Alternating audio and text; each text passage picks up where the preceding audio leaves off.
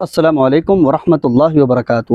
ابھی سے چند دنوں کے بعد پاکستان میں حفظ کے اور درجہ کتب کے پورے پاکستان میں تنظیم المدارس اور وفاق المدارس کے تحت ہونے والے امتحانات کا آغاز ہو رہا ہے، اور اس وقت لوگوں کی کثرت سے میرے پاس کالیں آ رہی ہیں کہ قاری صاحب حفظ کے امتحان کے بارے میں ہماری کوئی رہنمائی کر دیں۔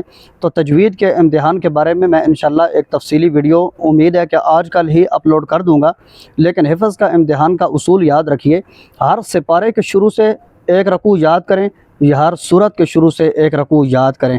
انشاءاللہ بہت اعلیٰ نمبروں کے ساتھ آپ یہ امتحان پاس کر لیں گے۔ اور اگر یہ آپ کو رکوع ویسے یاد ہوں ہر سپارے کے شروع سے یا ہر سورت کے شروع سے، تو پھر جہاں سے آدھا ہو رہا ہے، جہاں سے پاؤ ہو رہا ہے، جہاں سے 3 پاؤ ہو رہا ہے، تو یہ والے بھی تمام اہم پوائنٹ ہیں، یہ والی جگہ آپ یاد کر لیں۔ میں آپ کو گارنٹی کے ساتھ کہتا ہوں انشاءاللہ بہت اعلیٰ نمبرات کے ساتھ آپ حفظ کا امتحان پاس کر لیں گے۔ اللہ تعالیٰ آپ سب کو کامیاب کرے۔